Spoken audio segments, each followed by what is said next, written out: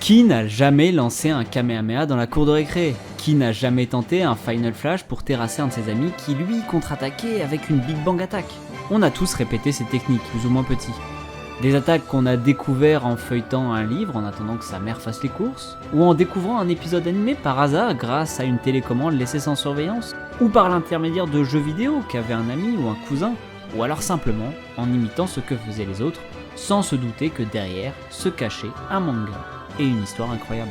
Un manga qui a presque inventé les codes du genre, qui a révolutionné le milieu de l'édition et qui a su faire rêver des millions de lecteurs à travers le monde, tant et si bien qu'il a influencé des centaines voire des milliers d'artistes après lui. Oui, c'est tout cela, Dragon Ball. Un manga fort et puissant qui a su rayonner et se forger une place en tant qu'icône au panthéon des mangas shonen. Et loin sans mal, le parcours pour devenir ce qu'est aujourd'hui Dragon Ball n'a pas été une aventure de tout repos. Alors comment a-t-il fait? Comment Dragon Ball est devenu ce qu'il est? Comment a-t-il été construit? Qui est vraiment à l'origine de ce tour de force? Eh bien, si vous voulez la réponse à toutes ces questions, suivez-moi et laissez-vous guider dans une vidéo où nous allons ensemble retracer ce qu'a été la création et l'évolution de Dragon Ball, chapitre après chapitre, tome après tome, et surtout, arc après arc. Akira Toriyama est un enfant de la campagne, tout ce qu'il y a de plus banal. Sa seule particularité, c'est son amour du dessin. Ado, il va se passionner pour le cinéma, s'essayant à la réalisation, mais sans plus. C'est donc muni de ce petit talent de dessin qu'il se lance dans le manga. Non, pas vraiment. Même s'il en lit pas mal, ça ne lui vient absolument pas à l'idée de bosser là-dedans. Il devient plutôt designer de publicité pour un magazine. Et pour un mec comme Toriyama, travailler en tant qu'employé normal, ça l'emmerde profondément. Toriyama, c'est un peu le flemmard ultime du manga game. Attention, flemmard quand on est mangaka, c'est loin de la flemmardise d'un vidéaste qui fait une vidéo tous les 6 mois. Mais il préfère quand même avoir son petit rythme de vie à lui. Donc les horaires fixes et l'ennui vont très vite avoir raison de lui. Si bien qu'il arrivera plusieurs fois en retard, crime de lèse-majesté au Japon, et malgré ses bons résultats, il est licencié. C'est donc sans emploi et surtout sans un sou pour acheter ses cigarettes que le paria de la famille Toriyama tombe sur une affiche de concours de manga. Il se dit qu'il y a moyen de se faire des thunes et se lance donc dans le dessin d'une histoire courte. Malheureusement, sa flemmardise et son manque de connaissances sur le sujet le font finir hors délai. Heureusement, le Weekly Shonen Jump propose aussi un concours, moins bien payé certes, mais bon, il a fini son œuvre, donc autant l'envoyer. Son génie va-t-il éblouir le Jump ? Eh bien absolument pas, c'est un four monumental. On ne va pas se le cacher, c'est unanimement reconnu comme très mauvais. Mais par chance, au Jump, à la même époque, il y a un autre personnage qui va être très important dans notre histoire, c'est Kazuhiko Torishima. Torishima n'est pas forcément hyper connu en France, mais c'est un des plus grands éditeurs et directeurs du Jump. C'est lui qui officiera à l'époque de Naruto et One Piece qu'il va d'ailleurs refuser à de nombreuses reprises. Mais bon, c'est aussi lui qui va faire éclore Video Girl Eye, Dragon Quest, Dr Slump, Dragon Ball et plein d'autres trucs, donc on respecte, même s'il a failli se planter sur Monsieur Elastique. Mais on n'en est pas encore là. À l'époque, Torishima, tout comme Toriyama, ne connaît pas grand chose au manga. S'il est éditeur au Weekly Shonen Jump, c'est par hasard. En effet, les éditeurs du Jump sont de base formés comme éditeurs généralistes, et quand on arrive à la Shueisha, on n'a pas le choix du poste vacant qu'on récupère. Du coup, Torishima, qui voulait travailler dans la littérature ou en magazine érotique, chacun ses passions, se retrouve éditeur de manga, à faire des tâches de rookie. Ce qui évidemment le saoule très vite, du coup il commence à fouiller les archives pour trouver un auteur à éditer et tombe sur l'œuvre de Toriyama. Et immédiatement, il voit le potentiel. Oui, le manga est nul, mal dessiné et mal construit, mais Akira Toriyama dessine les onomatopées de manière différente en fonction des émotions et des moments. Et oui, c'est ça la plus grosse particularité de Toriyama à l'époque, ce qui lui vient de son boulot de publicitaire. Les deux se voient et décident de travailler ensemble. Et je vous passe les détails, mais après pas mal de temps et beaucoup de travail, ils sortent Dr Slump. C'est un vrai carton pour le Jump, l'humour de Toriyama fait mouche et la direction de Torishima permet à son poulain de s'imposer un rythme de boulot. Ce qui n'est pas forcément pour lui plaire, l'affublant alors d'une caricature de tyran dans Dr Slump. Dr Slump devient alors une des séries locomotives du magazine et fait la fortune de Toriyama. Sauf que l'auteur commence à en avoir marre de devoir trouver des chutes à ses histoires. Autant il est un des auteurs les plus rapides à dessiner, pouvant boucler un chapitre en 1 journée et demie, autant trouver une histoire autosuffisante est un calvaire, surtout avec l'exigence de Torishima.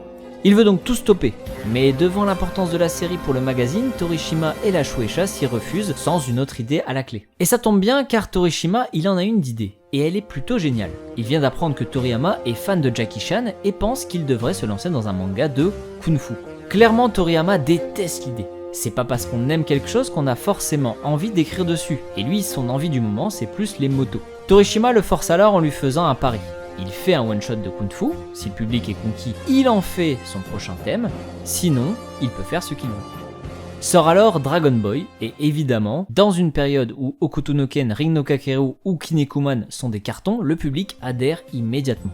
C'est donc forcé que Toriyama travaille sur ce nouveau manga, toujours pas convaincu par le kung-fu, mais séduit par l'idée de faire un manga où il ne serait pas obligé de toujours trouver une fin. L'idée de base est donc de combiner deux choses. D'un côté, sur les conseils de Torishima, il s'inspire de la longue aventure qu'est Voyage en Occident, pour avoir une trame, et puis c'est libre de droit donc pas de royalties, et de l'autre côté, il faut ajouter un but précis à cette histoire, et Toriyama s'inspire donc de la légende des 8 samouraïs et ses boules de cristal magiques. Maintenant que le scénario est là, il faut un héros, et c'est Torishima qui va le choisir. Toriyama va d'abord proposer un héros singe, refusé car pas assez proche du public, puis un garçon banal, refusé car aucun charisme. Encore une itération, cette fois, les cheveux, c'est pas trop mal, mais il manque quelque chose de très distinctif, comme une queue de singe par exemple. Toriyama prend au pied de la lettre la recommandation, sans trop y croire, et c'est validé, Sangoku est ému.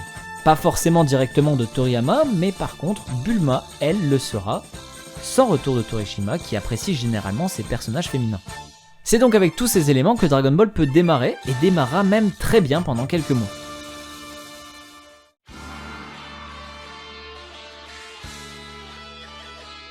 Toriyama adore cette nouvelle manière d'écrire, sans prise de tête, où il peut faire ce qu'il veut, bouclant ses chapitres en quelques jours et prenant même de l'avance. Problème, le public, lui, aime beaucoup moins. Les résultats sont cata, tombant même à la 16e place après 6 mois. Et Torishima, lui, sait exactement ce qui ne va pas. C'est toujours pas un manga de kung-fu. Toriyama a beau ne pas avoir envie, Torishima lui assure que c'est ça que les gens veulent, et il redirige donc la série en s'inspirant de Kinnekuman.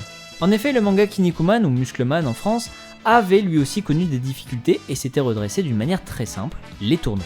Torishima et Toriyama font donc un virage à 180 degrés et enlèvent tous les personnages qui ne savent pas se battre pour faire du kung-fu pur, et organisent le premier Tenkaichi Budokai. Et évidemment ça marche, 1 parce que les tournois c'est cool, et 2 parce que Toriyama sait créer du suspense. Il est un des maîtres du contre-pied, comme dans le combat de Krillin contre Bactérie, où ce dernier se rend compte au dernier moment qu'il n'a pas de nez. Ou encore dans le dernier combat, où tout le monde voit Sangoku gagnant, et où Toriyama, comme à son habitude, avec son esprit de contradiction, va faire perdre. Mais Toriyama n'aime pas spécialement ce passage de tournoi, et veut retourner à l'avant, refaire des aventures où il peut moins se prendre la tête. C'est donc maintenant revenu top 1 qu'il repart avec l'armée du ruban rouge. Et encore une fois, très vite, ça floppe. Toriyama est un auteur maudit, ce qu'il aime déplaît et ce qu'il ne veut pas faire plaît. Il faut comprendre que Toriyama de base c'est un peu un Yamcha dans la mentalité. Lui ce qu'il voulait c'était simplement suivre son inspiration du moment sans penser au lendemain. Malheureusement, le classement et ce qu'est le Jump l'oblige à remettre les pieds sur terre. Et Dragon Ball va devoir devenir ce que les fans et Torishima ont toujours attendu, et ce qu'il aurait dû être depuis le début, un manga de pur kung-fu.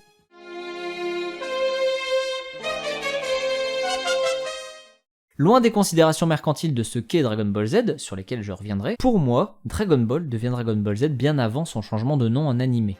Déjà pendant les événements de l'armée du ruban rouge, Toriyama va opérer une première transformation avec Tao Pai Pai. Dans cet arc, on a déjà un changement de ton, devenant plus dramatique avec la mort de Bora. Et surtout, cet arc va permettre de créer une formule narrative qui marche bien.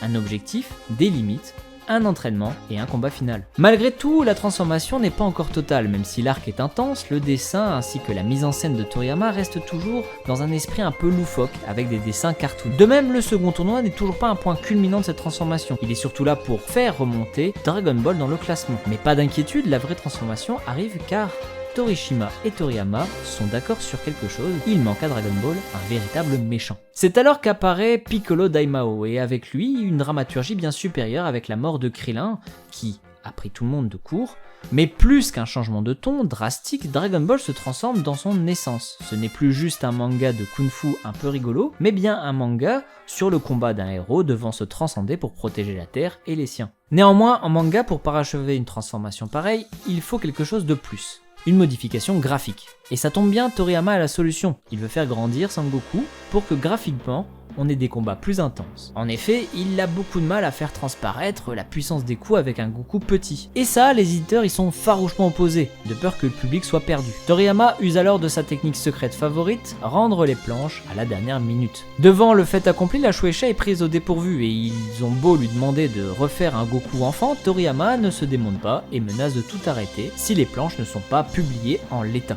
Heureusement, quand les planches apparaissent dans le magazine, le public aime ce changement graphique. C'est ainsi l'une des premières fois où le choix de Toriyama rentre en résonance avec les envies du public. De son côté, Torishima, après cette grosse frayeur et l'arc Piccolo, est propulsé rédacteur en chef et arrête de superviser Toriyama. Même si vous le verrez, son ombre planera toujours sur la série. Avant de partir, il souhaite changer le nom de la série animée pour faire venir un nouveau public. Et il demande donc à Toriyama son avis. Toriyama propose donc d'ajouter un Z à la fin. Pourquoi ? Car il en a un petit peu marre de la série, et que Z, c'est la dernière lettre de l'alphabet. Ce qui symbolise bien que ce sera le dernier arc de la série et qu'après tout sera terminé. Torishima accepte et cette nouvelle manière d'écrire de Toriyama a maintenant un nom, Dragon Ball Z.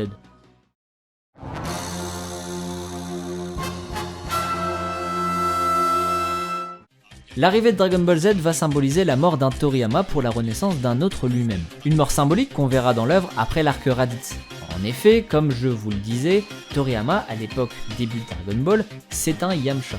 Un auteur insouciant qui veut écrire seulement sur ses lubies du moment. Donc, quand Yamcha meurt, c'est la mort de l'innocence de l'auteur qui nous est montrée. La fin d'une écriture sans lendemain sur les envies d'un auteur fougueux.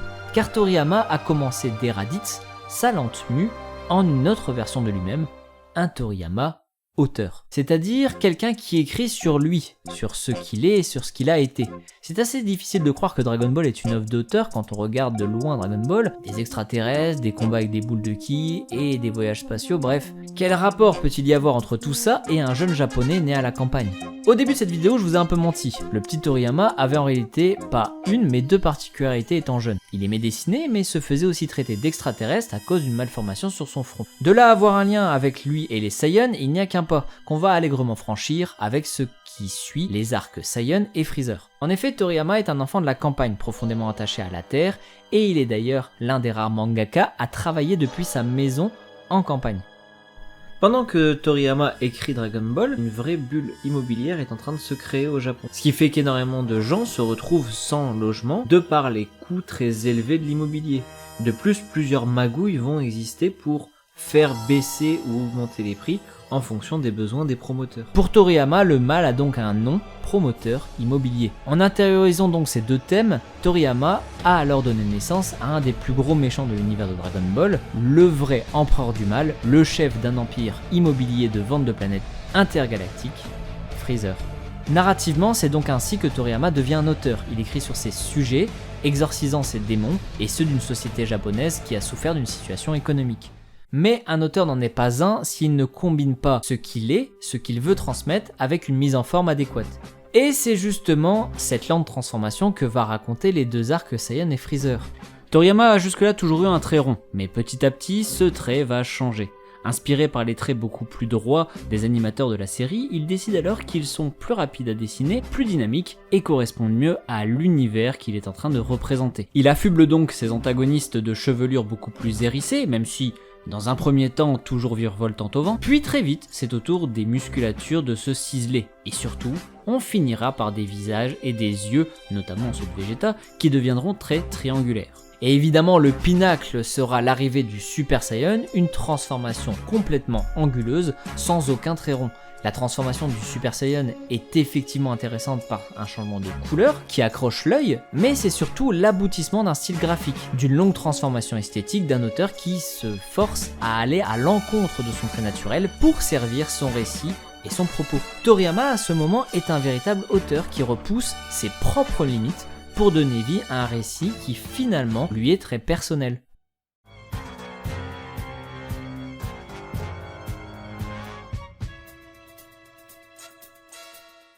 Avec ce dernier arc, Toriyama est devenu un auteur avec une œuvre qui est pour lui aboutie. Il n'a plus rien à dire. Mais les éditeurs, ainsi que le public, bref, le monde entier, lui veut continuer à entendre les cris de rage de son héros favori. Et c'est donc dépossédé de son œuvre que Toriyama, malgré sa réticence, se retrouve obligé de continuer. Problème, il ne sait plus comment faire. L'arrivée de Trunk et le retour de Freezer lui donnent donc un petit répit et une intrigue de voyage dans le temps voit le jour. Mais très vite, le Toriyama espiègle reprend le dessus et c'est donc pour lui le moment de refaire des méchants à contre-courant. Des méchants qui semblent nuls mais qui sont très forts. C'est l'arrivée de C19 et C20. Toriyama, il aime bien ça, les personnages qui cassent les stéréotypes et qui finalement s'avèrent puissants, il trouve ça marrant. Mais celui qui trouve ça beaucoup moins drôle, c'est celui qui est au bout du fil. En effet, à l'apparition des deux personnages, le téléphone de Toriyama sonne et c'est Torishima qui l'appelle. Sa question est simple, c'est quoi ce bordel? Est-ce que ce sont vraiment eux les méchants?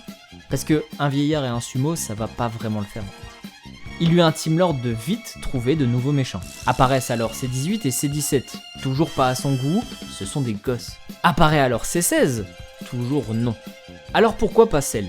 Ok pour Cell, mais cette fois c'est Yukondo, son éditeur de l'époque, qui le prévient qu'il a intérêt de vite se transformer. Du coup, on décide de lier la transformation à l'absorption de C18 et C17 qui sont devenus un peu trop encombrants. La première transformation avec l'absorption de C17 est celle qui plaît le plus à Toriyama qui, grâce à elle, peut exprimer toutes les émotions qu'il veut. Mais c'est un autre refus de Kondo qui le trouve trop bête. Arrive alors la dernière transformation, ça y est, là, c'est bon, le téléphone arrête de sonner. Mais c'est pas pour autant que les idées arrivent. Heureusement, son éditeur de l'époque lui conseille de faire un arc sur la thématique de la passation et de la famille. Ce qui permet du coup à l'arc Cell de finalement trouver un but et un sens. Bref, l'arc Cell est pour Toriyama sa pire expérience. Stressé, prenant du poids et étant moralement au plus bas, le nouveau style graphique l'enferme dans quelque chose qu'il n'aime pas, et c'est malheureusement affligé qu'il doit continuer. C'est donc un arc sous le signe de la contrainte, où l'auteur est juste obligé de suivre des directives. Pourtant, comme beaucoup, c'est cette partie de Dragon Ball qui est ma préférée.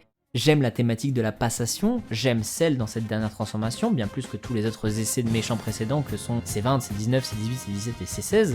Et on va pas se mentir, même si narrativement les obligations de Torishima font que plein de choses manquent de sens, comme le fait que Trunk nous présente C19 et C20 comme des grands méchants de son univers, disparaissent finalement en 2-2 pour un retournement où, ah en fait non, c'est bien C18 et C17 qui sont les vrais méchants et qui m'ont fait peur dans mon passé. Ou encore C16 et sa mort. Oui, je reviens là-dessus, 2 secondes.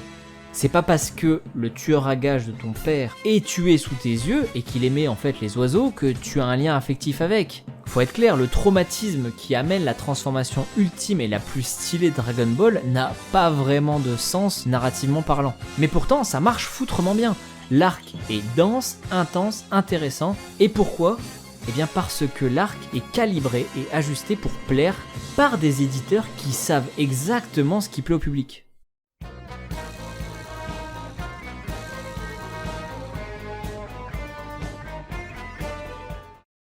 Après cette expérience, Toriyama est clair, il ne veut plus continuer.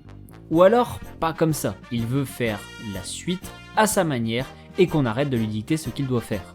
L'arc-bout va donc démarrer sur l'ancien Toriyama, celui qui fait ce qui lui plaît et qui dessine son envie du moment. Et son envie du moment, c'est les Super Sentai et les gags. Gohan devient alors le Great Saiyaman qu'on connaît, les méchants ressemblent à ce qu'aime dessiner Toriyama, Satan commence à prendre une place importante, tout comme Trunk et Gluten, et bon globalement, comme d'habitude, quand Toriyama le maudit fait un truc qu'il aime bien, ça ne marche pas forcément. Très vite, il est sommé de précipiter l'arrivée de son méchant et de mettre des combats et de la dramaturgie pour rebooster la série. Le cri de Vegeta est finalement un cri du public et de sa direction qui en a assez de ses pitreries. Néanmoins, Toriyama est loin de s'avouer vaincu et même s'il va devoir faire apparaître rapidement son méchant, c'est un gros morceau de gélatine rose qui rappelle C19 qui sort finalement du cocon. Et bizarrement, pas trop de réaction de son nouvel éditeur qui le laisse faire. En échange de quoi, Toriyama remet de la dramaturgie avec Vegeta et nous offre une nouvelle transformation à l'antipode de ce qu'est le Goku du début. Il faut savoir qu'à l'époque du Super Saiyan, Toriyama avait eu assez peur de son design, plus proche des méchants que des gentils, mais c'est maintenant sans complexe qu'il fait une transformation bestiale et anguleuse à l'opposé d'un Boo rodouillard. De cette confrontation, c'est finalement Boo qui va gagner en termes de narration, puisque très vite c'est les gags qui reprennent le dessus.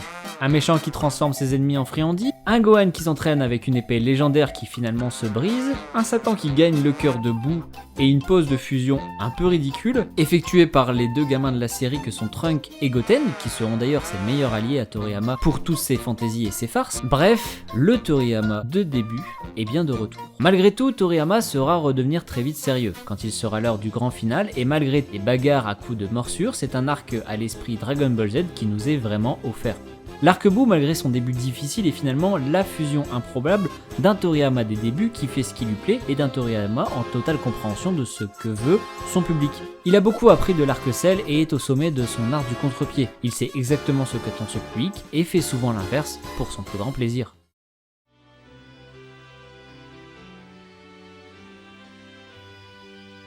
Finalement, Dragon Ball a commencé comme l'aventure de deux hommes qui ne connaissaient rien au manga pour finir par la création des codes d'un nouveau genre. Et non sans mal, à de nombreuses reprises, on a eu le droit à des affrontements de deux visions. D'un côté une envie brute de raconter des histoires et de l'autre une vision beaucoup plus tournée vers la réception de ces histoires. C'est finalement l'envie de plaire qui a primé pendant un temps jusqu'à trouver une formule qui marche et qui permettait à l'auteur de s'exprimer réellement. Ce n'est qu'après ça que la vision éditoriale a repris le dessus, un moindre mal qui a finalement permis l'émergence d'un nouveau style et d'un dernier arc où plaisir de l'auteur se marie avec plaisir du public. Finalement, la création de Dragon Ball a été une discussion permanente entre différents acteurs, une dialectique de création qui a permis l'émergence d'une œuvre aussi singulière qu'iconique. Une œuvre dirigée par des éditeurs souhaitant certes être rentable, mais aussi plaire au public, une œuvre orientée par le public qui arrive à compter grâce à des sondages et qui a contribué à l'arbitrage de certaines décisions, et une œuvre dessinée par un auteur qui n'a eu de cesse d'essayer de s'adapter et de se construire tout au long de l'œuvre.